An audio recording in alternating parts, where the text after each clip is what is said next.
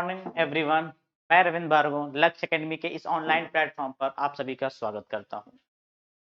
ये SSC CGL, जैसा कि आपने थंबनेल में भी देखा कि एसएससी सीजीएल के टॉप 100 प्लस क्वेश्चंस को मैं यहां कराने वाला हूं, जिसमें सारे के सारे लगभग सारे के सारे क्वेश्चंस आपके इंपॉर्टेंट होंगे। और ये जो पीछे सिलेबस है इसी के अनुसार सारा का सारा मैंने क्वेश्चंस बनाया भी है।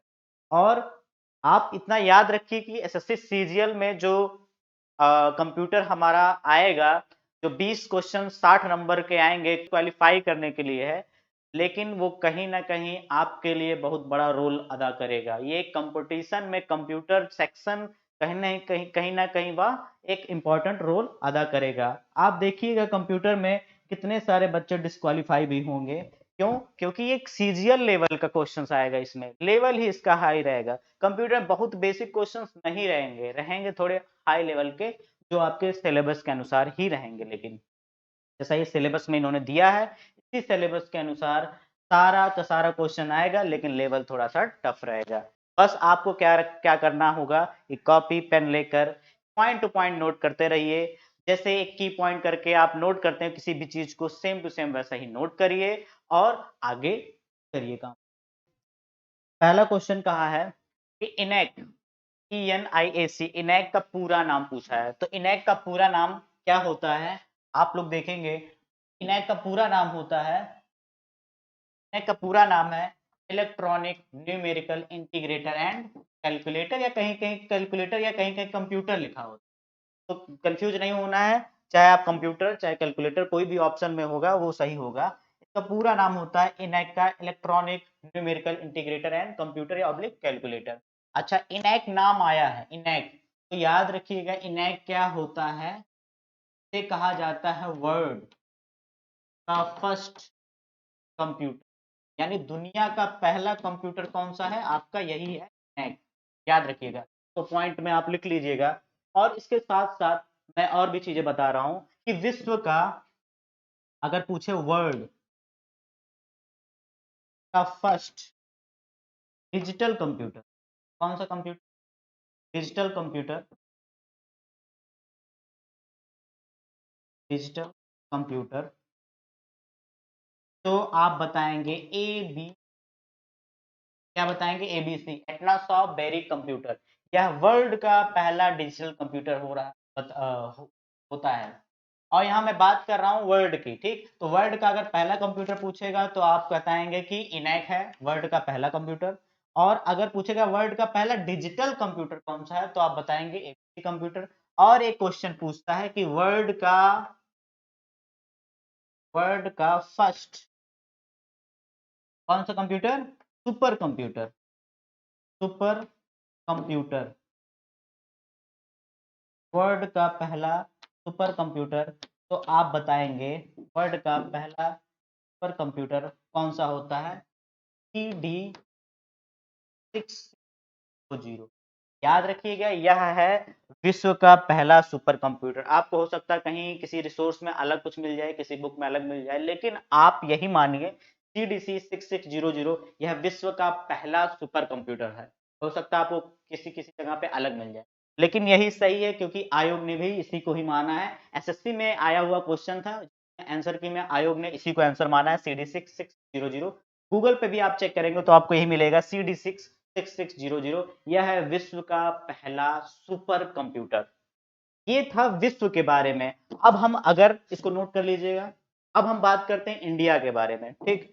अब अगर क्वेश्चन आपसे पूछे कि इंडिया का पहला कंप्यूटर कौन सा है, इंडिया का इंडियाज फर्स्ट कंप्यूटर, केवल मैं पूछा हूं कंप्यूटर, ना कि सुपर कंप्यूटर। इंडिया का पहला कंप्यूटर कौन सा है? बहुत कम लोग हो सकता है जानते हो। अब आप याद रखिए, होता है या बाहर से मंगाया गया था, इंडिया में नहीं बना था, ठीक? एक क्वेश्चन और पूछता है कि इंडिया में निर्मित, यानी भारत में निर्मित, भारत का पहला कंप्यूटर, भारत में निर्मित, यानी भारत में निर्मित, भारत का पहला कंप्यूटर, भारत का कंप्यूटर या भारत का पहला कंप्यूटर, तो आप क्या बताओगे? तो आप बताओगे भारत में निर्मित भारत का पहला कंप्यूटर, नाम से ही लग जाएगा कि ये इंडियन ही है, सिद्धार्थ। क्या नाम है? सिद्धार्थ। क्या भारत में निर्मित भारत का पहला कंप्यूटर है? और एक क्वेश्चन और पूछता है कि भारत का पहला सुपर कंप्यूटर, जो कि शायद सबको पता भी होगा, आप कमेंट सेक्शन में बता भी सकते हैं, और नहीं पता है तो लिख लीजिए। भारत का पहला सुपर कंप्यूटर है परम, परम 8000। ये क्या है? भारत का पहला सुपर कंप्यूटर। ठीक, ये इतनी सारी बातें एक ही क्वेश्चन में हम लोगों ने कवर कर ली। ऐसे तमाम इंपॉर्टेंट क्वेश्चन आप हर क्वेश्चन में देखेंगे और सीखेंगे भी और जानेंगे भी। चलिए नेक्स्ट क्वेश्चन की बात करते हैं। अगला क्वेश्चन, अगला क्वेश्चन है आपके सामने फोर्ट्रॉन। फोर्ट्रॉन डैश है। पहली बात तो फोर्ट्रॉन क्या होता है ये जान जाइए। देखिए, तो फोर्ट्रॉन जो होता है एक तरीके की एक हाई लेवल लैंग्वेज है, और यही क्वेश्चन में पूछा भी था कि फोर्ट्रॉन क्या है।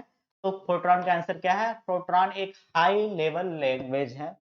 फोर्ट्रॉन का पूरा नाम क्या होता है? इसका पूरा नाम होता है फार्मूला ट्रांसलेटर। क्या होता है? Formula translator. अच्छा, अगर क्वेश्चन पूछ ले आपसे कि पहला लैंग्वेज कौन सा था, पहला हाई लेवल लैंग्वेज कौन सा था, तो आप बता दीजिएगा COBOL. COBOL is the first programming language, COBOL is the first high level language. ठीक, और ये सब क्या है? हाई लेवल लैंग्वेज होते हैं। हाई लेवल लैंग्वेज का मतलब जिसको कंप्यूटर इनडायरेक्टली समझता हो, यानी उसके लिए समझने के लिए इसको बीच में क्या होना चाहिए? एक कन्वर्टर होना चाहिए जो उनकी लैंग्वेज को कन्वर्ट कर सके, तब जाके कंप्यूटर समझ पाता है। और जबकि लो लेवल लैंग्वेज क्या होती है? लो लेवल लैंग्वेज जिसको कंप्यूटर आसानी से समझ जाए, डायरेक्टली समझ जाए, मतलब उसे बीच बीच में किसी कन्वर्ट की जरूरत ही ना पड़े। ठीक, जैसे बाइनरी लैंग्वेज।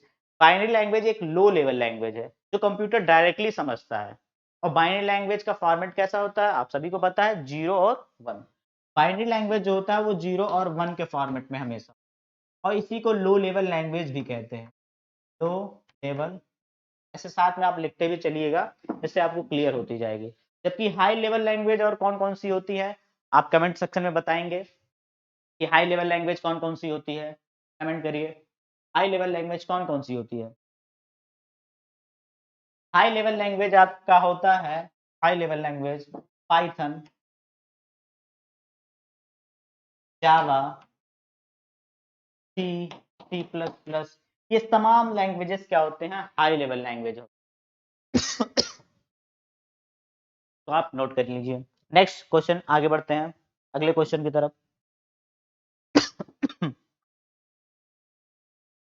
अगला क्वेश्चन तो बहुत इजी लग रहा है, बहुत आसान क्वेश्चन है। आप तुरंत कमेंट सेक्शन में बताएंगे कि चार्ल्स बेबेज को यह भी कहा जाता है, सबको पता है क्या कहा जाता है। अच्छा, इतना आसान क्वेश्चन मैंने डाला क्यों होगा? क्योंकि मुझे और भी कुछ चीजें बतानी थी आपको। क्या क्या बताना था? ये तो सबको पता है, चार्ल्स बेबेज को यह भी कहा जाता है, क्या कहा जाता है? फादर ऑफ कंप्यूटर कहा जाता है। लेकिन हमको और भी चीजें जाननी है, जैसे फादर ऑफ ट्रांजिस्टर कौन है, फादर ऑफ डब्ल्यू डब्ल्यू और फादर ऑफ इंटरनेट। तो फादर ऑफ ट्रांजिस्टर इनका नाम है विलियम शॉकली। क्या नाम है? William Shockley. ठीक, नोट कर लीजिएगा। डब्ल्यू डब्ल्यू डब्ल्यू का पूरा नाम वर्ल्ड वाइड वेब होता है। इनके फादर कौन है? इनके फादर हैं डब्ल्यू डब्ल्यू के फादर ऑफ इंडिया, हाँ, Tims Berners Lee. Tims Berners, साथ में नोट करते रहिएगा। फादर ऑफ इंटरनेट कौन है? फादर ऑफ इंटरनेट है विंड, कौन है? विंड। ये इंपॉर्टेंट चीजें हैं, जैसे father of transistor William Shockley, world wide web Tims Berners-Lee, और father of internet Vint. W W W की बात आई है तो डब्ल्यू डब्ल्यू क्या होता है? डब्ल्यू डब्ल्यू डब्ल्यू अक्सर आपने देखा होगा, हर वेबसाइट के आगे डब्ल्यू डब्ल्यू डब्ल्यू लगा होता है। कोई भी वेबसाइट सर्च करते हो, www.facebook.com, www. इंस्टाग्राम अगर आप पीसी पे चलाते हैं, या कोई भी वेबसाइट अगर आप सर्च करते हो तो डब्ल्यू डब्ल्यू करके ही होता है। होता क्या है ये डब्ल्यू डब्ल्यू? के पीछे की कहानी अब आप समझ जाइएगा, आप कभी नहीं भूल। www जब नहीं बना था, यानी जब ये सर टिम बर्नर्स-ली ने इसका आविष्कार नहीं किया था, तो उससे पहले जो वेबसाइट्स खुलती थी, जो वेबसाइट्स के पेजेस खुलते थे, उसके लिए हमें आईपी एड्रेस की जरूरत होती थी। उस वेबसाइट की आईपी एड्रेस को जब हम कंप्यूटर में एंटर करते थे, तब जाके वो वेबसाइट खुलती थी। मतलब कितना कठिन काम था कि कोई भी चीज, आपको कोई वेबसाइट खोलनी हो तो आपको लिखना पड़ता था उसका पूरा आईपी एड्रेस, तब जाके वो वेबसाइट खुलती थी। लेकिन के आने की वजह से क्या हुआ, ये तमाम जितने भी आपके सर्वर पे सारे इंफॉर्मेशन रखे हुए हैं, सारे वेबसाइट की लिस्ट रखी हुई है, वो वहीं से क्या करता है, एक्सेस कर लेता है। और उसके आगे जो भी आप लिंक किए रहते हैं, जैसे जो वेबसाइट होती है, उसको पहचान कर वहां से निकाल कर आपके आपके सिस्टम पे पहुंचा। ये उस उस आईपी एड्रेस को हटाने के लिए www का आविष्कार किया गया, ताकि आप डायरेक्टली वेबसाइट को लिख सकें और आपको वेबसाइट मिल सके आसानी से। ठीक, इतनी बातें क्लियर। बाकी ये आप नोट करते रहिए। नेक्स्ट बात करते हैं अगला, फोर्थ नंबर। चौथा है सिस्टर प्रोग्राम, जो समूह, सिस्टर नहीं होगा सिस्टम होगा, टाइपिंग मिस्टेक है। सिस्टम प्रोग्राम जो समूह कंप्यूटर प्रोग्राम को संचालन, नियंत्रित और समन्वित करता है। इतना शुद्ध हिंदी कि आप खुद नहीं समझते, लेकिन आप संचालन मतलब चलाने के लिए, ऑपरेटिंग, नियंत्रित मतलब मैनेजमेंट या कंट्रोल, मैनेजमेंट और ये कंट्रोल, ये सारे काम कौन करता है। आप तीन शब्द से ही समझ जा रहे होंगे कि ऑप्शन कौन सा सही होगा। सिस्टम को, यानी कंप्यूटर का जो प्रोग्राम का जो समूह है, संचालन का मतलब ऑपरेट करना, नियंत्रित मतलब कंट्रोल और मैनेजमेंट करता है। कौन कहता है, कौन करता है, बस इतना ही आपको ध्यान में रखना होगा। तो आप हमेशा जानिए कि ऑपरेटिंग सिस्टम, कहीं दिखा ऑप्शन में, ये दिखा, ये ऑपरेटिंग सिस्टम बता भी रहा है कि ऑपरेटिंग यानी सिस्टम को चला रहा है। ऑपरेटिंग सिस्टम कौन चला रहा है, ऑपरेटिंग सिस्टम सिस्टम को चला रहा है। तो जो सिस्टम को पूरा चलाएगा वही तो आपका क्या करेगा, ऑपरेट करेगा, कंट्रोल करेगा और मैनेज करेगा। कौन, ऑपरेटिंग सिस्टम। अच्छा, ऑपरेटिंग सिस्टम कौन कौन से होते हैं, ये आप याद रखिएगा। ऑपरेटिंग सिस्टम होते हैं आपके जितने भी विंडोज के वर्जन होते हैं, चाहे विंडोज 7 हो, विंडोज 7, विंडोज 8, विंडोज 10, 11, ऐसे ही तो आया है। तमाम जितने भी विंडोज के वर्जन है, सब क्या ऑपरेटिंग सिस्टम होते हैं। इसके अलावा भी होते हैं लाइनेक्स, यूनिक्स,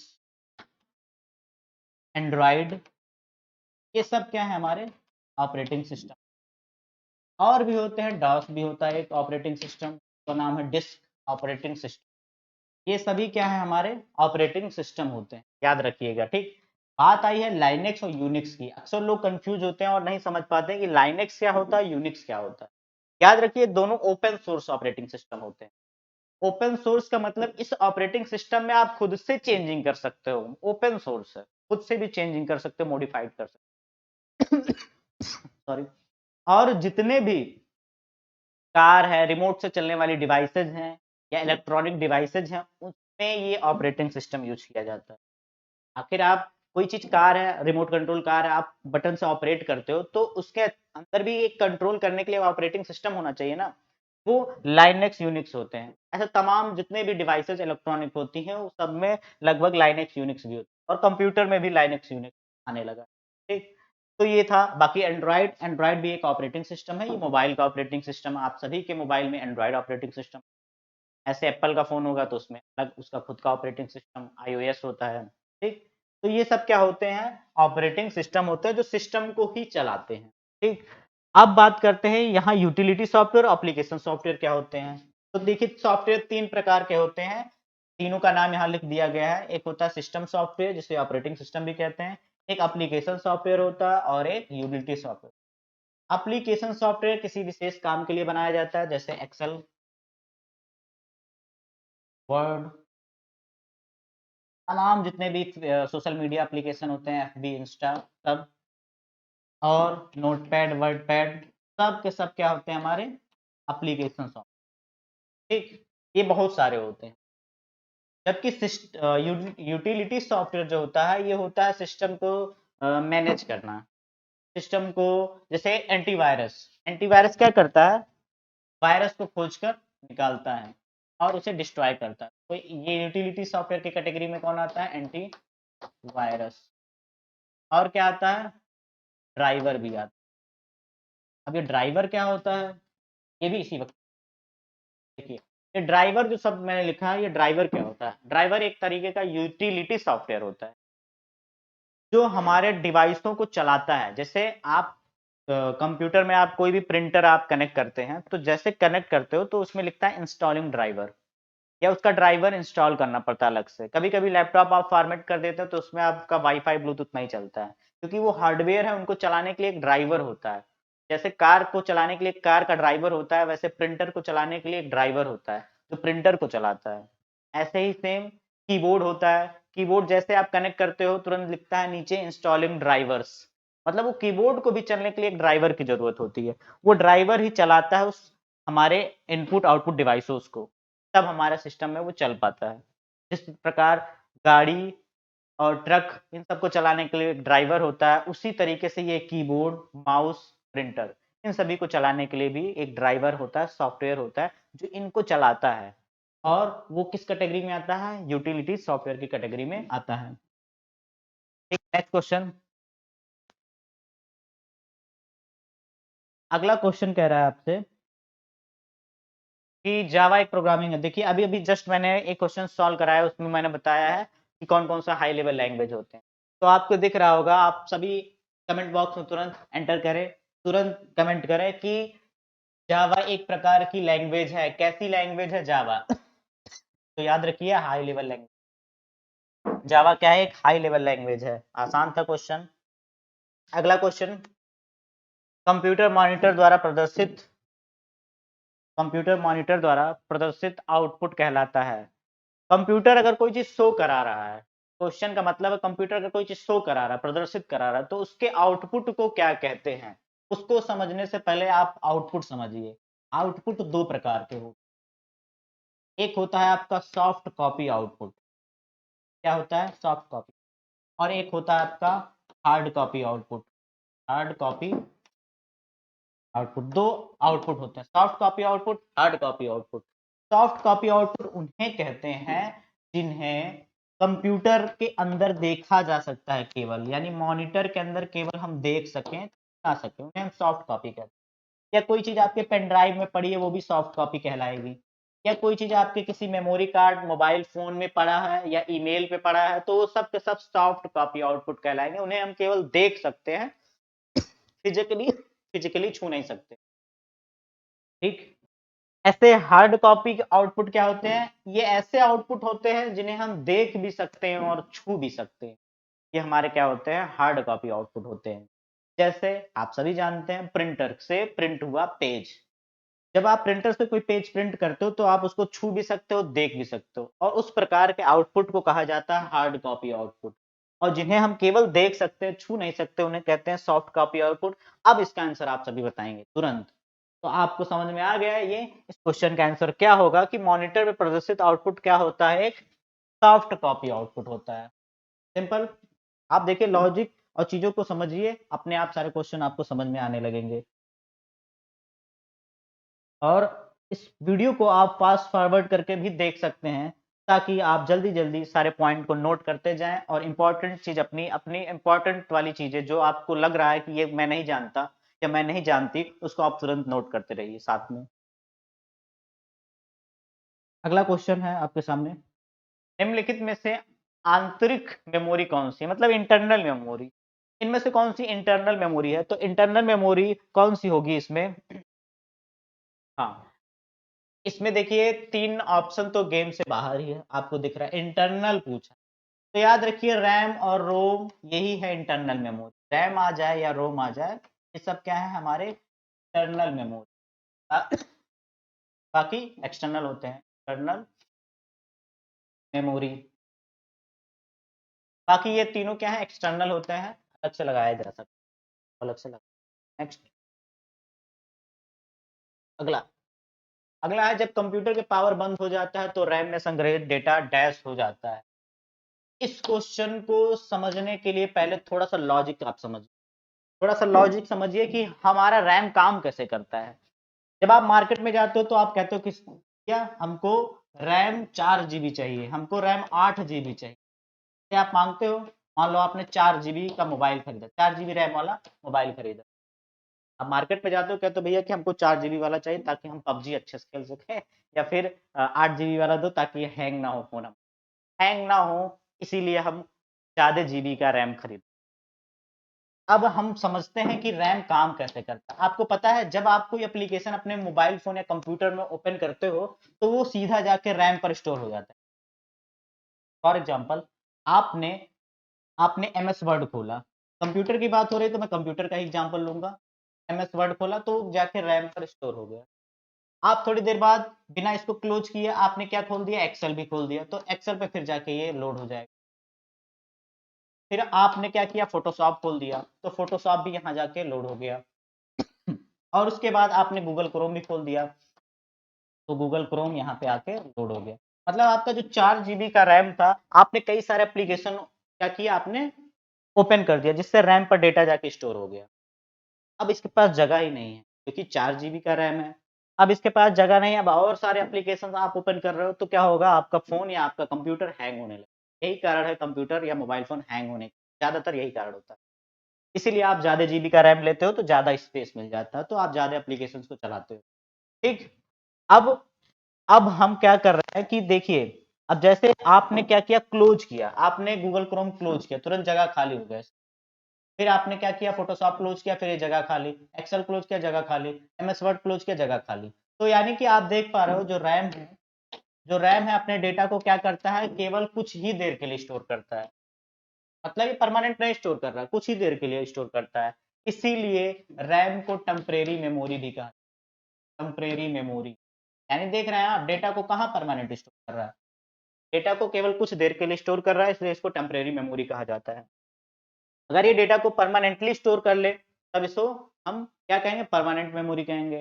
लेकिन ये टेम्परेरी स्टोर कर रहा है इसलिए इसको हम क्या बोलेंगे, टेम्परेरी मेमोरी, रैम को। ठीक, अगर यही डेटा मैं अब क्वेश्चन पे आते हैं, देखो क्वेश्चन अब आप इससे लॉजिक से समझ गए होगे क्या होने वाला है। रैम के साथ पूछा है कंप्यूटर पावर बंद होने के बाद, अब मतलब कि आप कोई काम कर रहे हैं तो उसमें डेटा स्टोर था, जैसे कंप्यूटर अचानक बंद हुआ तो तुरंत क्या होता है, जैसे कंप्यूटर बंद होता है रैम का डेटा इरेज, रैम का डेटा तुरंत इरेज हो जाता है। और यहाँ ऑप्शन में आपको दिख गया, ऑप्शन पर बी आपका इज द करेक्ट आंसर। बात समझ में आई, बहुत ही आसान है। ऐसे चीजों को समझोगे तो क्लियर एकदम हो जाएगा। ठीक, next question number 10। Question number 10 में कह रहा है कि किसी प्रोग्राम में त्रुटि हटाने के को क्या कहा जाता है। ये क्वेश्चन अगर आप सभी जानते हो तो तुरंत कमेंट सेक्शन में कमेंट करिए, नहीं जानते तो हम है ना, हम बताएंगे आपको क्या होगा इसका करेक्ट आंसर। देखिए कंप्यूटर से कुछ डरना नहीं है, बहुत ही आसान होता है, बस आप चीजों को समझते जाइए, आपको समझ में आएगी चीजें तो ऑटोमेटिक उससे रिलेटेड कोई भी क्वेश्चन एग्जामिनर दे दे, कोई भी क्वेश्चन आप कर ले जाएंगे, लेकिन अगर आप समझे रहेंगे तब। ठीक, जैसे इसको समझने वाली देखिए चीज क्या है इसमें कि कंप्यूटर में कोई अगर एरर आता है, कंप्यूटर में कोई एरर आता है तो उसको कहा जाता है, याद रखिएगा क्या कहा जाता है, बग।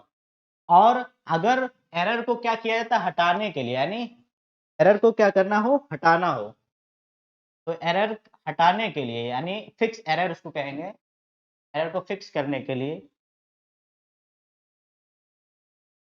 एरर को अगर हटाना हो यानी फिक्स करना हो तो हम क्या करेंगे, उसको क्या कहेंगे, यानी फिक्स। फिक्स का मतलब होता है सॉल्व करना या हटाना। ठीक, तो उसको हम कहते हैं डीबग, डीबग। यानी अगर कंप्यूटर में एरर आ रहा है तो उसको कहेंगे बग, अगर कंप्यूटर से एरर हटाना हो, हटाने की प्रक्रिया क्या कहलाती है, डीबग। तो आपको क्या करना है, क्वेश्चन क्या पूछा है, एरर को हटाने के लिए, तो एरर को हटाने के लिए कहीं ऑप्शन में डीबग से ऐसा कुछ दिख रहा है, हाँ दिख रहा है, क्या दिख रहा है आपको, ये ऑप्शन, डीबग कहेंगे। बात समझ में आई, काफी आसान था ये भी क्वेश्चन, आसान नहीं था, मतलब अगर आपको समझ में आ रहा हो तो आपको आसान लगेगा। फिर बात करते हैं नेक्स्ट क्वेश्चन की। नेक्स्ट क्वेश्चन आपके सामने है, कैश स्मृति, इतना कठिन हिंदी है। कैश स्मृति, कैश स्मृति का प्रयोग निम्नलिखित के बीच एंट, ओहो एंट नहीं होगा, ट्रांसफर होना, ट्रांसफर रिक्त करने के लिए किया जाता है, खाली करने के दोनों गलत, ट्रांसफर करने के लिए किया जाता है। तो निम्नलिखित में उसके बीच क्या ट्रांसफर होता है, मतलब किन के बीच में होता है। क्वेश्चन बड़ा टूटी फूटी लैंग्वेज में हो गई है, बट क्वेश्चन को आप समझिए। पूछा क्या है, कैश स्मृति मतलब कैच मेमोरी एक होती है, इसलिए कैच स्मृति का मतलब मेमोरी, कैच मेमोरी का प्रयोग किन दोनों के बीच में किया जाता है, बस ये क्वेश्चन है। तो कैच मेमोरी किन दोनों के बीच में किया जाता है, तो ऑप्शन में है, अगर आपको नहीं आया आंसर तो मैं बता देता हूँ आंसर आपका क्या है। Main memory and processor. जो मेन मेमोरी हमारी कौन सी होती है, आप इसी वक्त ये भी नोट कर लीजिए, मेन मेमोरी को हम रैम और रोम, रैम और रोम को क्या कहते हैं, मेन मेमोरी कहते हैं, ठीक। और एक तरफ प्रोसेसर लगा होता है, प्रोसेसर कुछ ऐसा दिखता है, ठीक। ये प्रोसेसर के बीच में हमारा कौन सा मेमोरी होता है, कैच, कैच मेमोरी, ठीक। और वही पूछा था कि डेटा का जो ट्रांसफर होता है रैम और रोम के बीच और प्रोसेसर के बीच में होता है कैच मेमोरी, ठीक। ये बात थी इसमें। और एक मैं इम्पोर्टेंट, तो आप नोट कर लीजिएगा बैक करके, अगर जो नोट नहीं कर पाए। देखिए क्लास जो मैं करा रहा हूँ इसको कोई जरूरी है इत्मीनान से बैठ के देखने की, देखिए समय सबके पास कम होता है, आप कंप्यूटर है, आपको कंप्यूटर केवल क्वालिफाई करना है, इस वजह से आप इसको फास्ट फॉरवर्ड मोड, जो आपकी काम की चीजें हैं उसको आप देखिए, नोट करिए और समझते चलिए साथ, ठीक है। बात करते हैं हम, हाँ, कुछ इंपॉर्टेंट चीज के बारे में। इस अगर फिगर को आप याद कर लिए, याद करना बहुत आसान है, तो आपको कई सारे क्वेश्चन सॉल्व हो जाएंगे, गारंटीड। देखेंगे आप, सबसे ऊपर होता है रजिस्टर, शॉर्ट फॉर्म में मैं लिखता हूँ रजिस्टर मेमोरी, उसके नीचे आता है कैच, कैच मेमोरी, और उसके नीचे आता है आपका प्राइमरी मेमोरी, क्या आता है, प्राइमरी मेमोरी, ठीक। और सबसे लास्ट में आता है आपका सेकेंडरी मेमोरी, सेकेंडरी। देखिए अगर हम ऊपर से, अगर हम अगर हम नीचे से ऊपर जाएंगे और ऊपर से नीचे आएंगे तो क्या अंतर दिखेगा। अगर आप कभी भी कंप्यूटर में ऊपर,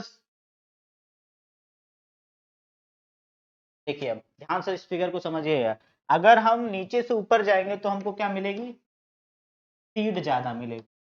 अगर हम ऊपर से नीचे आएंगे तो क्या ज्यादा मिलेगा हमको, स्टोरेज ज्यादा मिलेगा, ठीक। स्टोरेज, देखिए कैसे, ये अगर हम, मैं अब इसी पे तो कई सारे क्वेश्चन सॉल्व हो गए आपके। मैंने पूछा कि सबसे हाईएस्ट मेमोरी, अगर ऑप्शन में आपके रजिस्टर दिया तो आंख बंद करके रजिस्टर करेंगे, क्योंकि सबसे पीक पे कौन है, रजिस्टर मेमोरी, ठीक। अगर रजिस्टर ऑप्शन में कभी कभी नहीं देता है तो कैच मेमोरी जरूर रहेगा, तो आप क्या लगाएंगे, कैच मेमोरी लगा देंगे, ठीक। तो आप क्या लगा देंगे, कैच मेमोरी लगा देंगे, ठीक। और अगर मैं कहूँ सबसे हाईएस्ट मेमोरी कौन सी है तो क्या बताओगे आप, सेकेंडरी मेमोरी। सबसे स्मॉलेस्ट मेमोरी कौन सी है तब बताओगे आप क्या, रजिस्टर मेमोरी। तो इससे आपके, आप देख रहे हैं कई सारे क्वेश्चन सॉल्व हो गए। आप समझ में आई बात, इतना आसान है। इस फिगर को नोट करिएगा और याद रखिए, ये सबसे छोटी मेमोरी रजिस्टर, सबसे बड़ी मेमोरी सेकेंडरी मेमोरी, सबसे हाईएस्ट स्पीड मेमोरी रजिस्टर, सबसे स्लोवेस्ट मेमोरी। सेकेंडरी मेमोरी में कौन कौन सी मेमोरी आती है, तो याद रखिएगा, सॉरी सेकेंडरी है ना, सॉरी ध्यान नहीं हो। सेकेंडरी मेमोरी में आपका आता है जितने भी सेकेंडरी होते हैं, CD, DVD, hard disk, pen drive, ये सभी क्या होते हैं आपके, पेन ड्राइव, ये सभी सेकेंडरी मेमोरी होते हैं। कौन सी सेकेंडरी मेमोरी। प्राइमरी मेमोरी में कौन कौन होते हैं, रैम और रोम होते हैं, दोनों को हम प्राइमरी मेमोरी। बाकी कैच मेमोरी और रजिस्टर मेमोरी, मेमोरी, ठीक। तो आप ऐसे नोट कर लीजिएगा। बात समझ में आई। Next question, next question, Linux की खोज किसने की। लाइनेक्स, लाइनेक्स के बारे में अभी थोड़ी देर पहले मैंने बताया कि लाइनेक्स की एक ऑपरेटिंग सिस्टम होता है, एक ओपन सोर्स ऑपरेटिंग सिस्टम। इनका नाम याद करना बहुत ही आसान है। नाम है लाइनेक्स। लाइनेक्स यहाँ आपको दिख गया, तुरंत आंख बंद करो, टिक करो। ठीक, लाइनेक्स की खोज लिनक्स टोरवाल्ड ने किया, इन्होंने अपने नाम पे लाइनेक्स को रख लिया।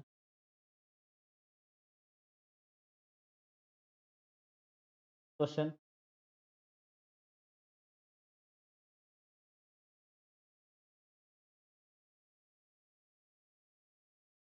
इसमें कौन सा सर?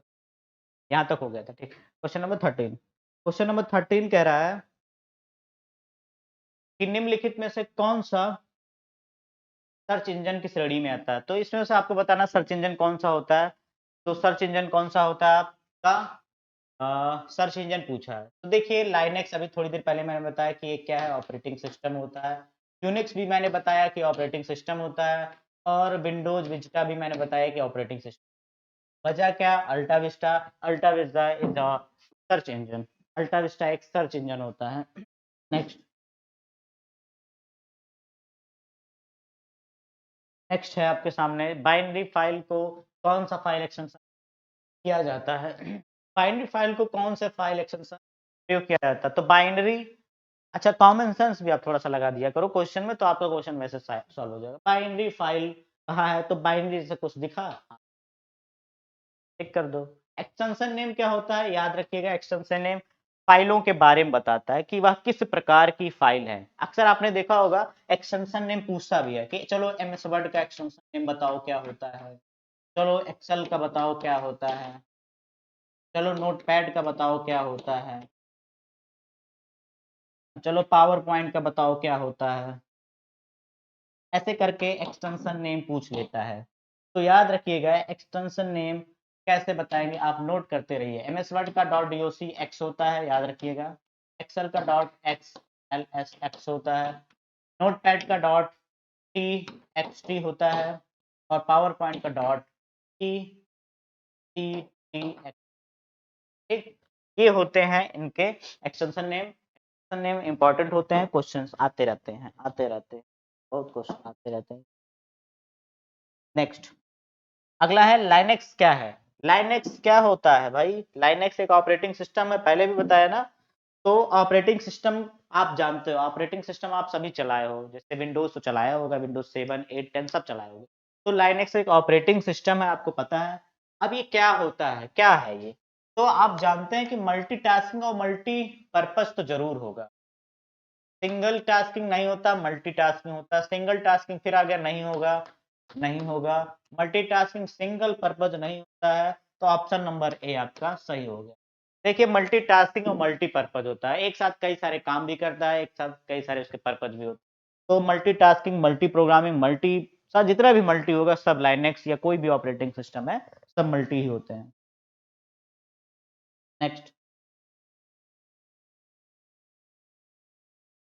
अगला है आपके सामने क्वेश्चन, निम्न में से कौन सा नेटवर्क सुरक्षा से संबंधित है, यानी नेटवर्क सिक्योरिटी से क्वेश्चन आ गया है। नेटवर्क सिक्योरिटी से तो आप देख पा रहे होंगे फायरवॉल। आप जानिए, हमेशा याद रखिए कि नेटवर्क फायरवॉल एक आपका ये जो मान लो ये लेयर, कई लेयर फायरवॉल होते हैं, और जो हम इंटरनेट जब चलाते हैं तो वहां से कई सारे मेलवेयर, कई सारे कुछ मिली क्या नाम मिक्स सॉफ्टवेयर आते रहते हैं, और जिसमें एक वॉल लगी होती है बीच में, हमारे पीसी से पहले इंटरनेट और पीसी, ये अगर इधर पीसी हमारा है तो इस बीच में क्या रहेगा, वॉल लगा होता है जो प्रोटेक्ट करता है। और यही पूछा है नेटवर्क सुरक्षा से संबंधित है, तो फायरवॉल होता है। हमारे इंटरनेट और पीसी के बीच में एक वॉल होती है जो हमको प्रोटेक्ट करती है, हमारे पीसी को प्रोटेक्ट करती है, वो होता है कौन सा, फायरवॉल होता है। याद रखिएगा, आपसे क्वेश्चन आ सकता है क्योंकि आपके सिलेबस में दिया गया है। नेट पर किसी संसाधन, नेट पर किसी संसाधन का पता कहलाता है, संसाधन का पता कहलाता है, एड्रेस पूछ रहा है। एड्रेस किसको कहेंगे, इंटरनेट पर, नेट का मतलब इंटरनेट पर किसी साधन यानी किसी भी चीज का एड्रेस क्या कहलाता है। आपको दिख रहा होगा ऑप्शन नंबर यूआरएल। पहली बात तो यूआरएल का फुल फॉर्म याद रखो,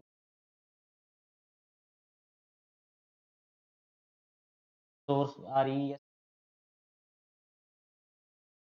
लोकेटर, यूआरएल ना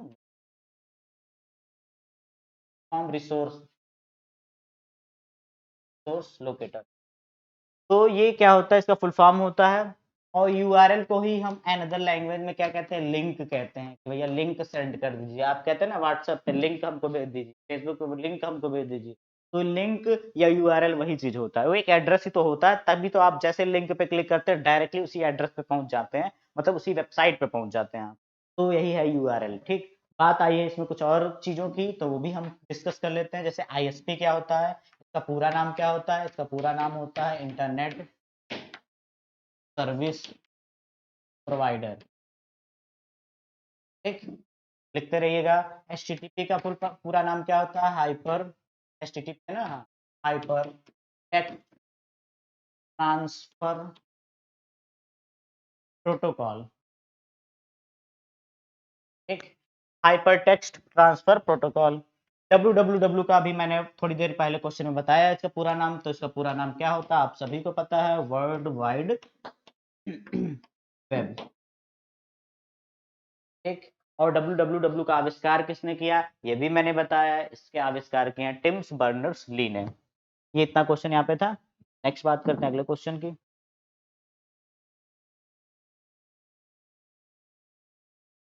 अगला क्वेश्चन है, गूगल क्रोम में वर्तमान में बुक मार्क करने के लिए, बुक मार्क का मतलब होता है कि कोई पेज है उसको हमने मार्क कर दिया ताकि इन फ्यूचर कभी भी आए तो उस पर डायरेक्टली हम पहुंच सकें उस पेज पर, उसी को कहा जाता है बुक मार्क। इसकी शॉर्टकट की होती है कंट्रोल प्लस डी, याद रखिए बुक मार्क की शॉर्टकट की। कंट्रोल प्लस डी से आप सभी को पता है क्या होता है, बोल्ड होता है, और ऐसा कुछ है नहीं इम्पोर्टेंट। फिर नेक्स्ट बात करते हैं अगले क्वेश्चन पे। अगला क्वेश्चन है, एफटीपी का प्रयोग निम्नलिखित में किसके लिए किया जाता है। सबसे पहले बात जानिए एफटीपी क्या होता है। एफटीपी हमारा क्या होता है, इसका पूरा नाम होता है file transfer protocol. File transfer protocol file को एक जगह से दूसरे जगह ले जाता है, एक ऐसा प्रोटोकॉल होता है यह जो हमारे इंटरनेट की फाइलों को, यानी हमारी जो फाइलें हैं, एक जगह से ले जाता है दूसरी जगह से लेके आता है, यानी हमारे फाइलों को इधर से उधर ट्रांसफर करता रहता है। एफटीपी का नाम है फाइल ट्रांसफर प्रोटोकॉल। अब उससे संबंधित कोई ऑप्शन में आपको दिख रहा है, हाँ दिख रहा है, कौन सा ऑप्शन दिख रहा है, तो दिख रहा होगा साहब, यहाँ सी नंबर पे लिखा है अपलोड डाउनलोड, यानी अपलोड का मतलब इंटरनेट पे भेजना और डाउनलोड का मतलब इंटरनेट से अपने पीसी या अपने मोबाइल में लाना, तो यही कौन करता है, हमारा एफटीपी। सिंपल, ऐसे आप समझेंगे एक दिमाग लगा के, कॉमन सेंस लगा के, तो आपको सारे। नेक्स्ट, एसएमटीपी का प्रयुक्त पोर्ट है, देखिए पोर्ट पूछ लिया, पोर्ट कई बार क्वेश्चन आते हैं क्या उसमें पोर्ट। एसएमटीपी का पूरा नाम पहले जानिए क्या होता है, इसका पूरा नाम होता है सिंपल मेल ट्रांसफर प्रोटोकॉल। इसका पोर्ट जो यूज होता है, पोर्ट नंबर कौन सा होता है इसका, 25। अच्छा, पोर्ट क्या होता है ये भी आपके मन में आ रहा होगा, पोर्ट क्या क्या आ गया, पोर्ट क्या है। देखिए जैसे इंटरनेट पे हर चीज के लिए अलग अलग स्विच होते हैं, स्विच का मतलब आप जैसे आपके यहाँ बोर्ड होगा, आप स्विच नंबर ये दबाते होंगे तो उससे फैन ऑन होता है, आप स्विच नंबर ये दबाएंगे तो लाइट ऑन होगा। वैसे इंटरनेट पे हर काम के लिए एक पोर्ट बना दिया जाता है कि उस रास्ते से, या यूं कह सकते हैं अपने इजी लैंग्वेज में, कि उसके थ्रू वो वहां से ट्रांसफर होता है या वहां से जाता है, तो पोर्ट नंबर 25 से जाता है, इसीलिए इंपॉर्टेंट हो जाता है क्वेश्चन। तो ये यहाँ के ये सारे क्वेश्चंस थे इसके। फिर बात करते हैं नेक्स्ट क्वेश्चन की। नेक्स्ट क्वेश्चन आपका है एमएस वर्ड से रिलेटेड। एमएस वर्ड का क्वेश्चन क्या है, control W use for, MS word क्या है, एक्सेल पावर पॉइंट सब जगह में फॉलो करता है, MS W sorry control plus W. तो कंट्रोल प्लस डब्ल्यू जो होता है वो याद रखिएगा, कोई भी डॉक्यूमेंट से रिलेटेड सॉफ्टवेयर है, जैसे एक्सेल हुआ, पावर पॉइंट हुआ, एमएस वर्ड हुआ, इन सबको क्लोज करने का जो शॉर्टकट की होता है कंट्रोल प्लस डब्ल्यू होता है। इसके अलावा एल्ट प्लस F4 भी होता है, आपने अक्सर सुना भी होगा, यूज भी किया होगा। एल्ट प्लस F4 या सभी इस प्रकार के सॉफ्टवेयर डॉक्यूमेंट या सभी चीज को क्लोज करने के लिए एल्ट प्लस F4 का इस्तेमाल करते हैं, और अगर कोई ऐसा डॉक्यूमेंट हो उसको कंट्रोल प्लस डब्ल्यू से क्लोज कर सकते हैं। ठीक, आ जाते हैं नेक्स्ट क्वेश्चन पे। नेक्स्ट क्वेश्चन है, control plus R is use for, control plus R कहा है, तो कंट्रोल प्लस आर बताने से पहले कुछ चीज समझ जाइए। देखिए कंप्यूटर में एक अलाइनमेंट होता है, जैसे इसको हम कहते हैं क्या, लेफ्ट अलाइन, लेफ्ट अलाइन। और एक होता है आपका सेंटर में होता है, तो क्या कहते हैं हम, सेंटर अलाइन। और एक अगर हम राइट साइड से कोई चीज लिखते हैं एमएस वर्ड में या किसी डॉक्यूमेंट में, उसको कहा जाता है राइट अलाइनमेंट।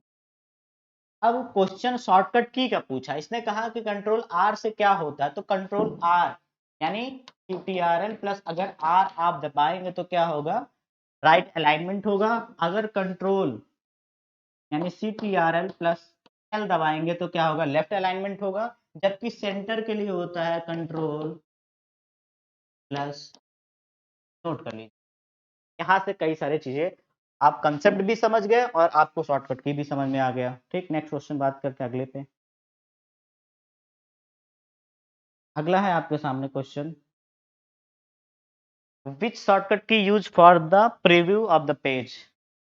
पेज प्रीव्यू देखने के लिए कौन सा शॉर्टकट की होता है, तो आप याद रखिएगा कंट्रोल प्लस F2 जो होता है प्रिंट प्रीव्यू देखने के। और एक चीज याद रखिएगा, प्रिंट प्रीव्यू में नो एडिटिंग, हम इसको देखते समय किसी भी प्रकार की एडिटिंग या चेंजिंग नहीं कर सकते प्रिंट प्रीव्यू, क्योंकि वो केवल दिखाता है, केवल आप देख सकते हैं प्रिंट करने से पहले के मैटर को, इस वजह से। Next question, what is the control plus equal to. देखिए ये क्वेश्चन आपके सीजीएल में सिलेबस में इन्होंने दिया है कि हम शॉर्टकट की पूछें, तो शॉर्टकट की पूछने का मतलब है कि वो शॉर्टकट की जरूर से जरूर 2-3 क्वेश्चन देना है। 30 क्वेश्चन में 2 से 3 क्वेश्चन शॉर्टकट की का ही रहेगा, इसीलिए मच बेटर कि आप शॉर्टकट की पूरा रट लीजिए, याद कर लीजिए, क्योंकि वो फिक्स होंगे। और सारे इंपॉर्टेंट ही याद कर लीजिएगा, फालतू पूरे पूरे नहीं याद करना, आपको इंपॉर्टेंट इंपॉर्टेंट याद करना। और मैं क्लास के एंड में, इस क्लास के एंड में शॉर्टकट की आपको दे दूंगा, वो आप वहां से वो इंपॉर्टेंट शॉर्टकट की आप जरूर याद करें। ठीक, तो ये शॉर्टकट की का क्वेश्चन पूछा है। देखिए जानबूझ के मैंने कुछ शॉर्टकट की ऐसे ऐसे डाले हैं जो शायद आप सुने। ठीक, क्यों, क्योंकि सीजीएल देखिए level, CGL combined graduate level का एग्जाम है, तो control plus C control plus V शायद ही पूछे, क्योंकि लेवल उसका हाई है, तो जरूर कुछ ना कुछ पूछे। तो बात करते हैं कंट्रोल प्लस इक्वल टू से क्या होता है। तो देखिए अगर कंट्रोल प्लस इक्वल टू लिखा है और control plus shift plus equal to लिखा है तो क्या होगा, देखिए दोनों अलग अलग है। कंट्रोल प्लस इक्वल टू अगर रहेगा तो याद रखिएगा उससे सब स्क्रिप्ट होगा, क्या होगा, सब स्क्रिप्ट। और control plus shift plus equal to रहेगा तो क्या रहेगा, सुपर स्क्रिप्ट। तो सुपर नाम सुपर यानी कंट्रोल भी दबाना है, शिफ्ट भी दबाना है, इक्वल टू भी दबाना है, ट्रिक से याद कर, तो सुपर स्क्रिप्ट होता है control plus shift plus equal to से। अच्छा, सब स्क्रिप्ट और सुपर स्क्रिप्ट क्या होता है, याद रखिएगा अगर किसी शब्द के नीचे यानी बेस में हमको कुछ लिखना है, ऐसे कुछ लिखना हो या हमको ऐसे कुछ लिखना हो, तो हम इसका यूज करेंगे सब स्क्रिप्ट। लेकिन किसी के पावर में कुछ लिखना हो, यानी ए के पावर 20 लिखना हो, सी के पावर 30 लिखना हो, तो हम किसका यूज करते हैं, सुपर स्क्रिप्ट, मतलब ऊपर, और सब मतलब नीचे। बस ये दो चीज थी इसमें, समझ में आई बात, आसान था। नेक्स्ट क्वेश्चन बढ़ते हैं अगले क्वेश्चन की तरफ। अगला क्वेश्चन है, how can you increase the font size. Font size कैसे इंक्रीज कर सकते, देखो सिंपल सी बात है, राइट साइड वाला जो चीज है तो वो इंक्रीज ही कुछ करेगा। तो यहाँ पे राइट साइड का सिंबल 2 जगह दिख, ठीक है, ऐसे राइट साइड, तो इससे नहीं होता है, याद रखिएगा बाय प्रेसिंग कंट्रोल प्लस ये करली ब्रैकेट से क्या होता है, फॉन्ट साइज इंक्रीज होता है, क्या होता है, इंक्रीज फॉन्ट साइज। और इस वाले से क्या होता है, उल्टा जो बना है इससे क्या होगा, फॉन्ट साइज डिक्रीज होगा, क्या होगा, डिक्रीज होगा। ठीक, याद रखिएगा। बात करते हैं अगले क्वेश्चन की। अगला क्वेश्चन, तो the font dialog box, font dialog box shortcut की क्या होता है, तो याद रखिएगा font font control plus D. अभी कंट्रोल प्लस डी मैंने एक जगह और बताया, बुक मार्क का भी होता है, किसका होता है, बुक मार्क का भी होता है, और फॉन्ट डायलॉग बॉक्स का भी होता है। फॉन्ट का भी शॉर्टकट क्या होता है, कंट्रोल प्लस डी, याद रखिएगा।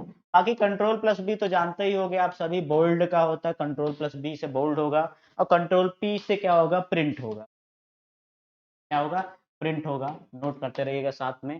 कंट्रोल प्लस क्यू नहीं होता है। आगे बात करते हैं नेक्स्ट, शॉर्टकट की इंसर्ट हाइपरलिंक। हाइपरलिंक इंसर्ट करने का शॉर्टकट की क्या होगा? हाइपर लिंक यानी लिंक तरीके से एक ब्लू कलर की लिंक होती है, तो अगर हमें डॉक्यूमेंट पे लिंक करना हो तो उसका शॉर्टकट की क्या होता है, याद रखिएगा और रट लीजिएगा, क्योंकि एग्जामिनर का फेवरेट क्वेश्चन रहता है हमेशा से कि हाइपर लिंक का शॉर्टकट क्या होता है। कंट्रोल प्लस के का शॉर्टकट की होता है। कंट्रोल प्लस एल से अभी मैंने थोड़ी देर पहले बताया क्या होता है, लेफ्ट अलाइन का शॉर्टकट होता है। कंट्रोल प्लस एच याद रखिएगा किसका होता है, एच रिप्लेस का होता है, रिप्लेस का शॉर्टकट। ठीक, नेक्स्ट अगला कह रहा है व्हाट इज द शॉर्टकट की hide entire column. Entire column को हाइड करने का शॉर्टकट की इसने पूछा। क्वेश्चन नंबर कौन सा है, 29। क्वेश्चन नंबर 29, अगर आपको पूरा इंटायर कॉलम ही हाइड करना हो तो उसका शॉर्टकट की पहले बताइए। रो और कॉलम क्या होते हैं एक्सेल में? एक्सेल में रो और कॉलम क्या होते हैं? अगर नहीं पता तो याद रखिएगा। देखिए अगर ऐसे ऐसे आपको दिख गया तो इसको कहते हैं कॉलम। क्या कहते हैं, कॉलम। और अगर यही एक्सेल में ये ऐसे ऐसे अगर दिख रहा है तो इसको क्या कहते हैं, क्या होता है, ये रो कहते हैं। और रो और कॉलम से मिलकर क्या बनता है, एक सेल बनता है या पूरी शीट बनती है। इनसे मिलकर पूरी शीट और एक सिंगल सेल बनता है। ठीक, अब लेकिन क्वेश्चन पूछा है कि हाइड इंटायर कॉलम, मतलब ये कॉलम को, पूरे कॉलम को अगर आपको हाइड करना हो तो ये क्या होगा आपका, कंट्रोल प्लस जीरो। क्या होगा, कंट्रोल प्लस जीरो। और अगर इसी को दोबारा अनहाइड करना होगा तो इसी के साथ शिफ्ट जोड़ दो, control plus shift plus zero for hide the column. और अनहाइड करना हो तो control plus shift plus zero. अच्छा एक चीज और मैं यहीं पे क्लियर कर देता हूँ। दूसरी चीज अगर मैं चार कॉलम के बजाय मैं कहता रो को अगर चलो हाइड करना हो, रो को हाइड करने के लिए, तो रो को हाइड करने के लिए शॉर्टकट भी होता है कंट्रोल प्लस 9। ठीक, और अनहाइड करना हो अगर तो कंट्रोल प्लस शिफ्ट प्लस 9। ये क्या होता है, अनहाइड रो। अनहाइड रो आसान है, आप चीज़ों को समझ के करेंगे तो आपको आसान लगेगा, क्योंकि देखिए कंट्रोल प्लस जीरो से कॉलम होता है, कंट्रोल प्लस 9 से क्या होता है, आपका रो होता है। ठीक, बात करते हैं अगले क्वेश्चन पे। अगला क्वेश्चन है which function is used to open save as. ध्यान दीजिएगा, सेव नहीं लिखा है, सेव एज लिखा है। अगर सेव लिखा होता तो कंट्रोल प्लस एस सेव के लिए, लेकिन इन्होंने क्या लिखा है, सेव एज। तो सेव एज का शॉर्टकट की याद रखिएगा हमेशा क्या होता है, F12 होता है। रट लीजिए इसको, MS वर्ड में F12 होता है। अगला क्वेश्चन कह रहा है विच डिस्प्ले द डेस्कटॉप। किस ऑप्शन से डेस्कटॉप डिस्प्ले होगा? आसान है, पता है क्या है, window plus D. Window plus D press करते ही आपको क्या मिलेगा, डेस्कटॉप शो होने लगेगा, विंडो प्लस डी। नेक्स्ट बात करते हैं अगले क्वेश्चन पे।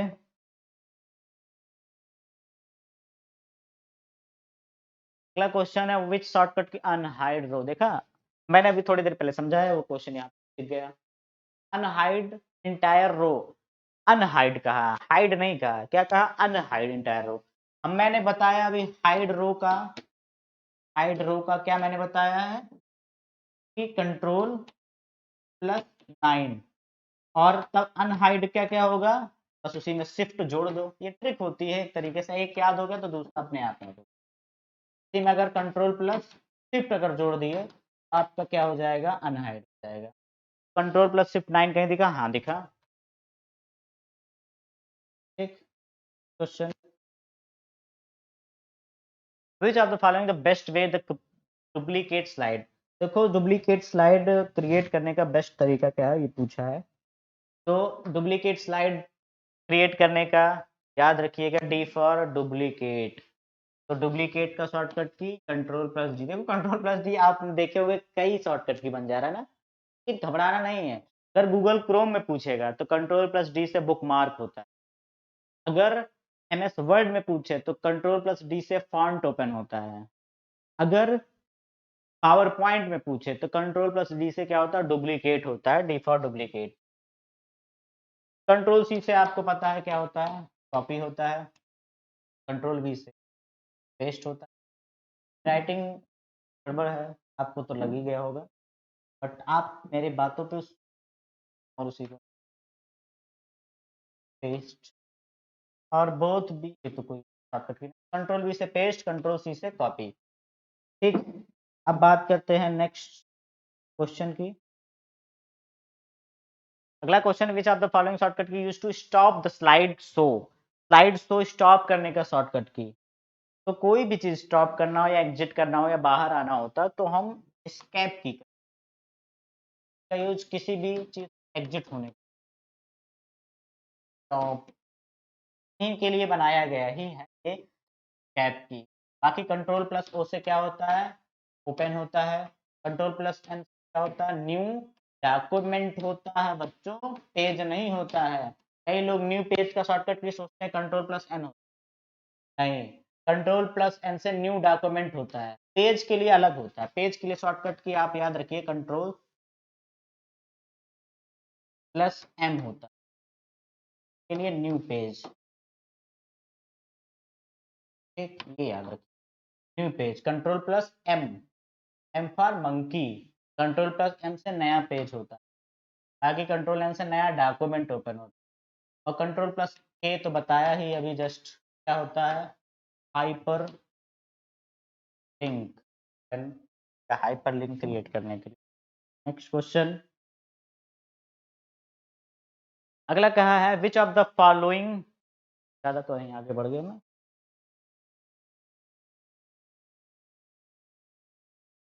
अगला क्वेश्चन है कि which of the following group are only input device. इनमें से कह रहे कौन सा ग्रुप केवल और केवल इनपुट डिवाइस का है, जल्दी बताइए बच्चों।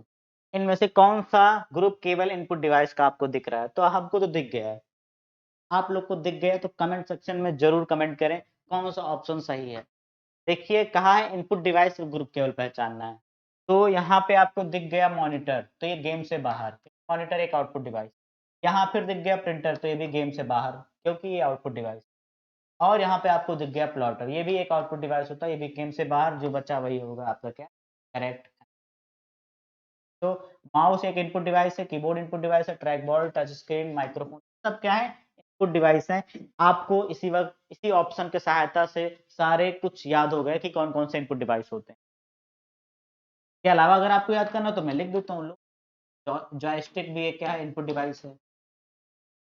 जितने स्कैनर होते हैं सब क्या होते हैं, इनपुट डिवाइस होते हैं। स्कैनर में आपका आता है OMR भी, OCR भी, और MICR भी, और भी आते हैं, लो लिख दे रहा हूँ, BCR भी।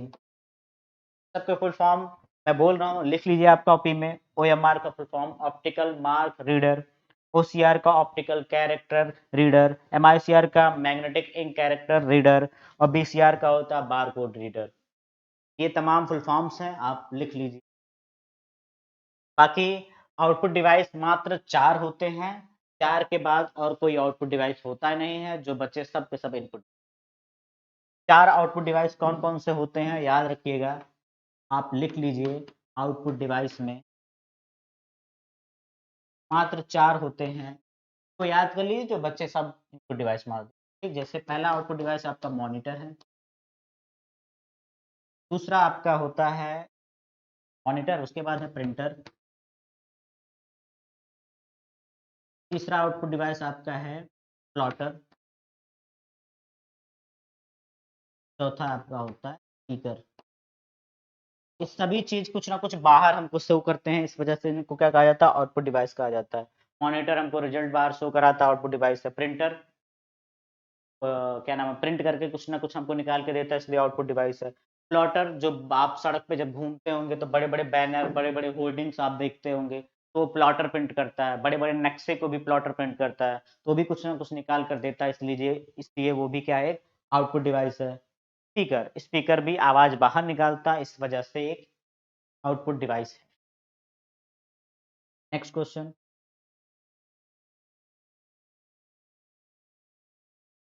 अगला क्वेश्चन है which of the key, which key of keyboard is use. Make character either upper और लोअर केस। कह रहा है किस की से हम कैरेक्टर को अपर या लोअर करते हैं। अगर आप कंप्यूटर या कीबोर्ड चलाए होंगे तो आपने देखा होगा जब आप कभी भी शिफ्ट की दबाते हैं तो कैपिटल भी कर सकते हैं और तो लोअर केस यानी स्मॉल भी कर सकते हैं। शिफ्ट की से हम क्या करते हैं, कैपिटल या स्मॉल करते हैं। Next question, wireless mouse communication through, मतलब किसके द्वारा वायरलेस माउस कम्युनिकेट करता है। वायरलेस माउस किसके द्वारा कम्युनिकेट करता है, तो याद रखिएगा वायरलेस माउस कम्युनिकेट करता है, यहाँ पे एक ऑप्शन हमको सही दिख रहा है वो है रेडियो वेव्स। कम्युनिकेट करने की बात कर रहा, मतलब कि किसके थ्रू वो कनेक्ट रहता है, तो रेडियो वेव्स के थ्रू वो कनेक्ट रहता है, उसी से हमको क्या करता है वो काम करता है। बाकी इंफ्रारेड वेव नहीं होता है, ये माइक्रोवेव तो ये तीनों नहीं होता, बाकी वो होता है। हाँ लेकिन माउस के अंदर याद रखिएगा जो लाइट जलती है वो क्या होती है, वो होती है इंफ्रारेड। अगला क्वेश्चन है which of the following are not input device, इनमें से कौन सा इनपुट डिवाइस नहीं है। देखा अभी मैंने समझाया इनपुट और आउटपुट, आप तुरंत कमेंट बॉक्स में कमेंट करिए कि कौन सा ऑप्शन सही है, क्योंकि अभी जस्ट आपने सीखा है, तो बताइए कमेंट में कौन सा ऑप्शन सही होगा। कौन सा ऑप्शन सही होगा, हमको तो दिख रहा है, आपको दिख रहा है कि नहीं दिख रहा है, कौन सा ऑप्शन सही होगा।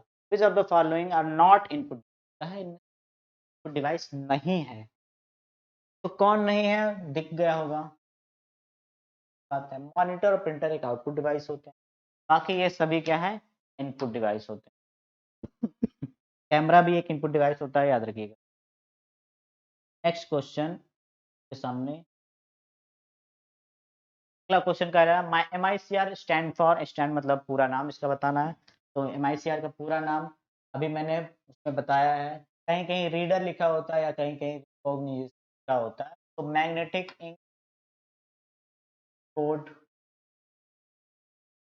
कोड रीडर, हाँ मैग्नेटिक इंक कोड रिकॉग्निशन, कहीं कहीं रीडर आपने देखा होगा रीडर लिखा होता है।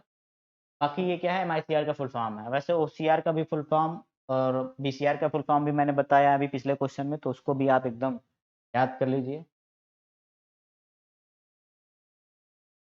OMR का फिर से देखिए आ गया OMR का फुल फॉर्म, तो ऑप्टिकल मार्क रीडर या रिकॉर्ड रहा है तो आपको ऑप्टिकल मार्क, ठीक। ये देखिए मैंने पहले बताया उसी जैसे क्वेश्चन है ऑप्टिकल मार्क। तो चलिए आइए अगले प्रश्न के ऊपर। अगला प्रश्न आपके सामने है which of the following is the port number of FTP।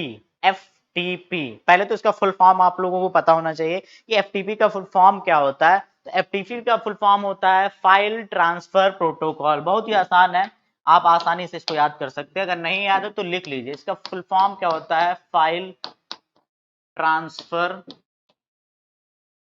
Protocol.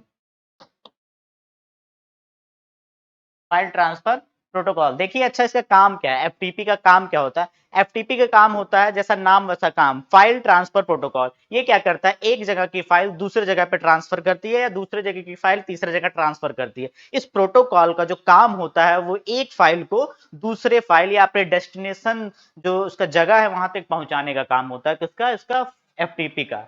बस इतनी बात याद रखना है। और पूछा क्या है कि which of the using the port, अच्छा ये पोर्ट कौन सा यूज करता है, पूछा है पोर्ट कौन सा यूज करता है। तो पोर्ट याद रखिएगा, यहाँ पे मैंने कुछ इंपॉर्टेंट पोर्ट की लिस्ट मैंने दी हुई है, इसको जरूर आप नोट डाउन करिए और याद कर लीजिए। ये पोर्ट, पोर्ट मैंने पहले भी बताया, पोर्ट एक तरीके से इन वन लाइन या इजी लैंग्वेज में मैं ये बता सकता हूँ कि पोर्ट क्या होता है। पोर्ट एक तरीके का स्विच होता है, जैसे हमारा स्विच होता है पंखा का, लाइट का, हम लाइट ऑन करते हैं तो वो ऑन हो जाता है, वैसे इसको उस जगह से जाने के लिए इसको पोर्ट चाहिए होता है। कौन सा पोर्ट, तो वो कौन सा पोर्ट यूज करता है, तो यही पूछा है कि वो कौन सा पोर्ट यूज करता है, एफटीपी कौन सा पोर्ट यूज करता है अपने डेटा को ले जाने के लिए। तो एफटीपी का जो पोर्ट होता है वो आपका फाइल ट्रांसफर प्रोटोकॉल है एफटीपी।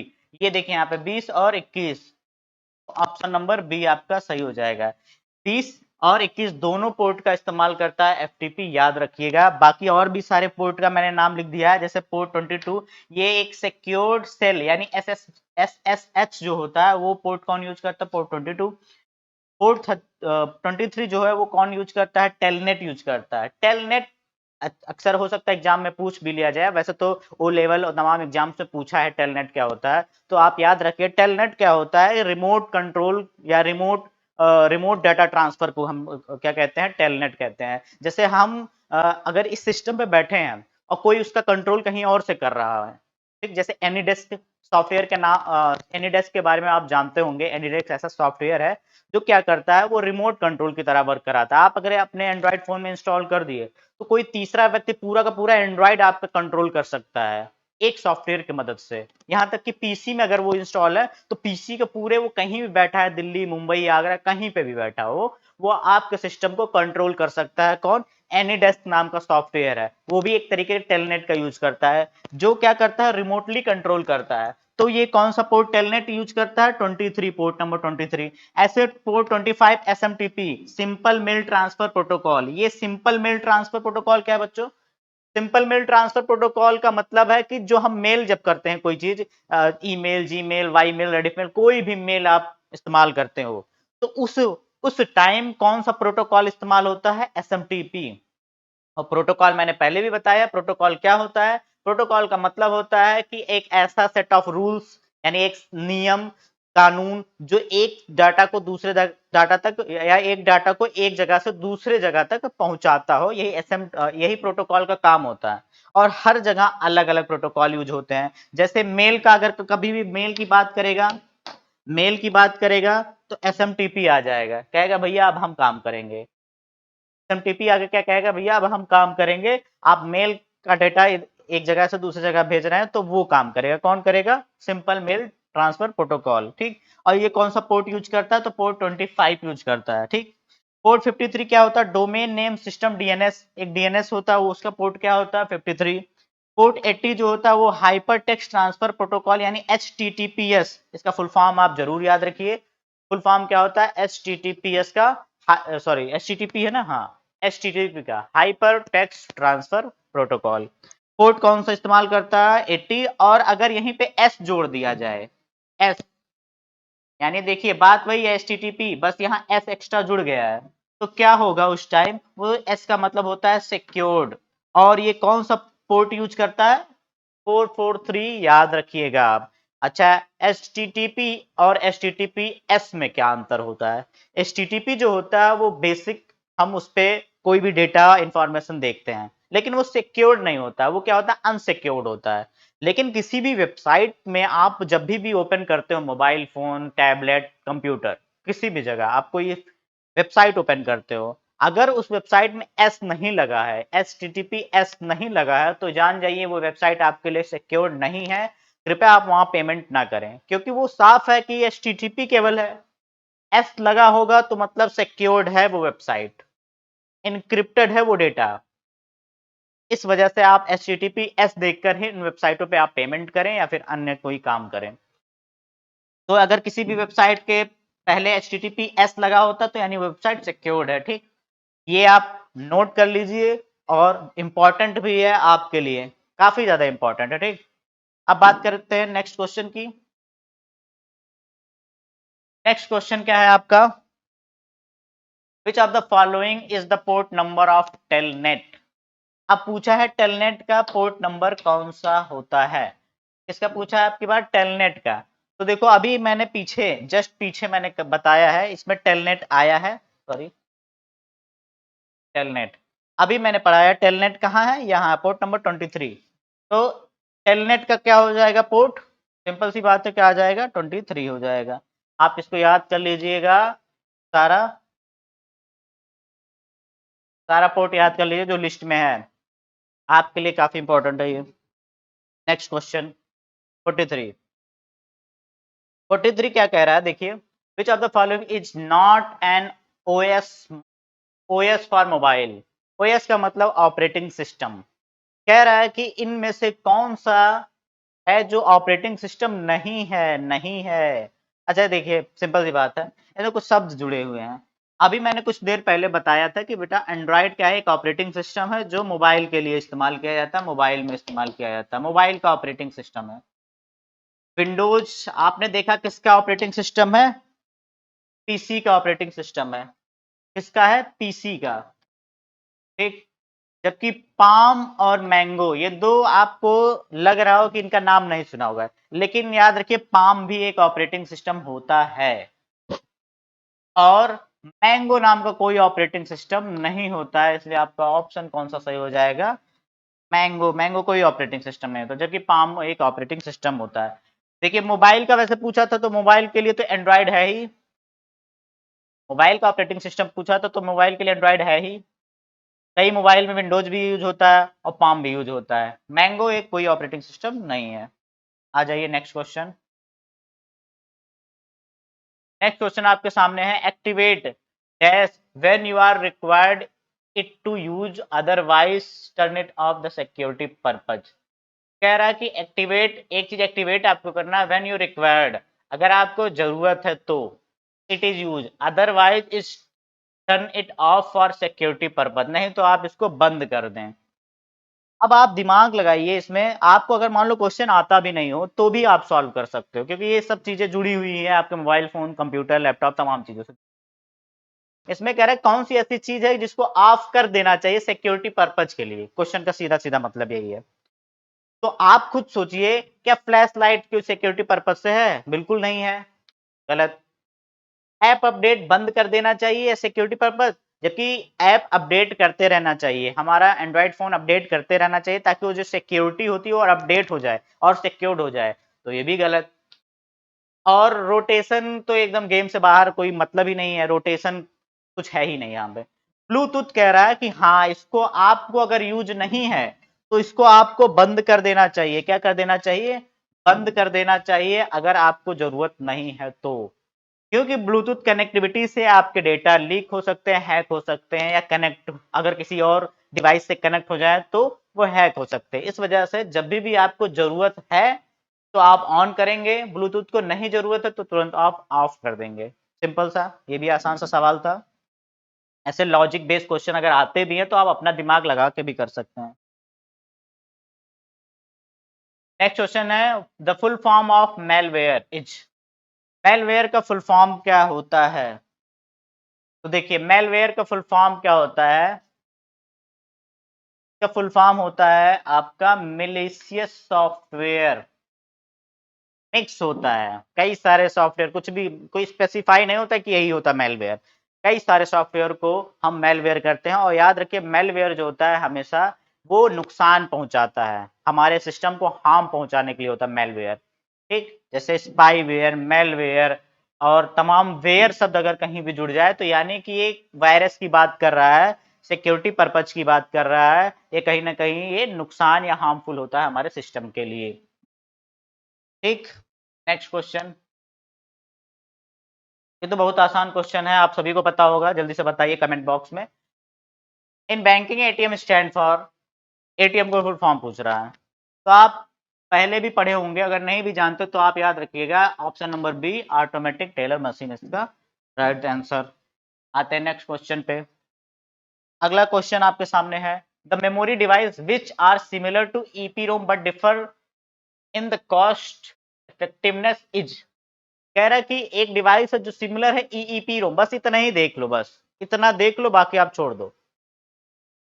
ऐसा कौन सा जो ईईपीरोम के सिमिलर है? सबसे पहली बात करते हैं ईईपीरोम क्या होता है। तो ये भी एक क्या है, रोम का प्रकार होता है। रोम का फुल फॉर्म क्या होता है? रीड ओनली मेमोरी, ये रोम का फुल फॉर्म होता है। और रोम कितने टाइप के होते हैं? 3 टाइप के, पी रोम, ईपी रोम और ईपी रोम। मैं डायरेक्टली एग्जांपल बताऊंगा, बहुत ज्यादा डेफिनेशन नहीं बताऊंगा। पी रोम का मतलब होता है प्रोग्रामेबल रीड ओनली मेमोरी। क्या होता है? Programmable read only memory. ये इसमें डेटा एक बार चला जाता तो कभी भी डिलीट नहीं होता। फॉर एग्जांपल आपका सीडी रोम, एक मिनट, फॉर एग्जांपल क्या है आपका सीडी रोम, ये आपका क्या है, पी रोम का एग्जांपल है। ईपी रोम क्या करता है? Erasable programmable read only memory, erasable programmable read only memory. ये क्या करता है? ये डेटा को इरेज तो करता है, बट अल्ट्रा वायलेट रे के द्वारा इरेज करता है, यूवी रे के द्वारा ये डेटा को इरेज करता है। इसका एग्जांपल है CDRW। मार्केट में एक ऐसी CD आती है जिसके अंदर डेटा को डाल भी सकते हैं और इरेज भी कर सकते हैं। अब बात करते हैं अगले EEPROM। ये ऐसा रोम होता है, इसका पूरा नाम होता है electrically erasable programmable read only memory. बहुत ही आसान है, आप एक याद कर लोगे आपको सारा याद हो जाएगा। Electrically erasable programmable read only memory, यानी इसके फुल फॉर्म में ही सारा कुछ छिपा हुआ है। कह रहा है इलेक्ट्रिकली इरेजेबल, मतलब ये इलेक्ट्रिकली इरेज होता है, यानी आपका मोबाइल फोन, आपका कंप्यूटर, आपका लैपटॉप, ये सब क्या करता है, आपका डायरेक्टली इरेज कर देता है। कैसे? तो ये क्या करता है, इलेक्ट्रिकली इरेजेबल, यानी इलेक्ट्रिक के द्वारा इरेज करता है। और इसका एग्जाम्पल जो होता है वो जितने भी आपके मेमोरी कार्ड,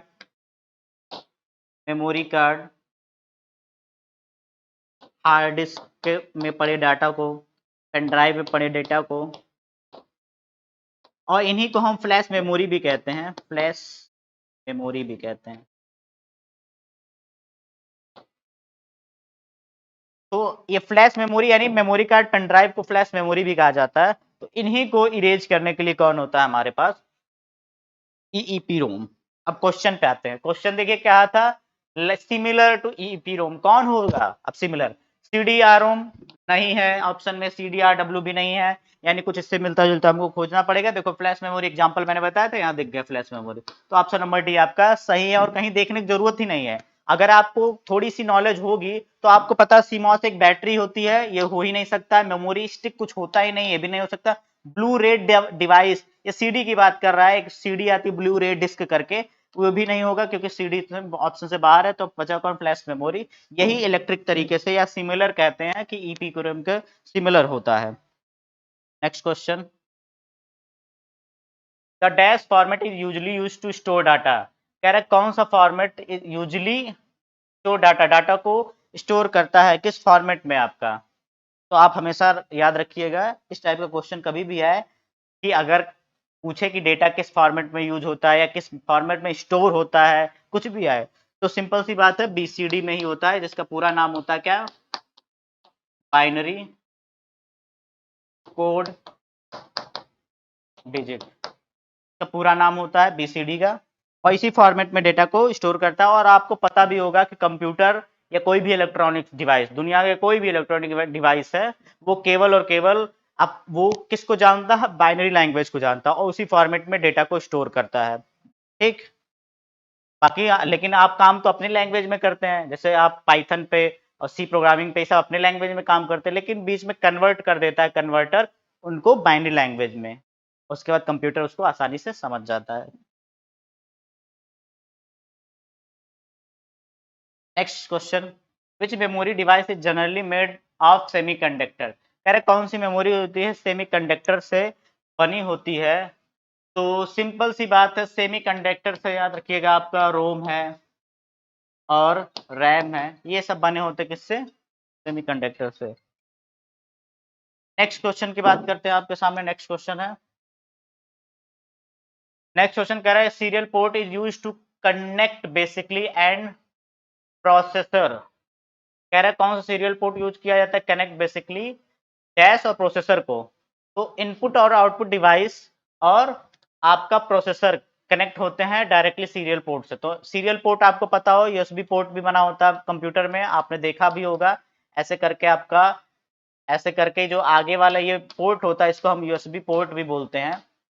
ठीक, और USB का पूरा नाम क्या होता है, यूनिवर्सल सीरियल बस। इसका पूरा नाम होता है USB का यूनिवर्सल सीरियल बस। और ये पोर्ट होते हैं जो कनेक्ट होते हैं प्रोसेसर और इनपुट आउटपुट डिवाइस जितने भी होते हैं, सब किसी ना किसी पोर्ट से कनेक्ट रहते हैं। बस ये आपका क्वेश्चन नंबर 50 था। फिर बात करते हैं नेक्स्ट क्वेश्चन की।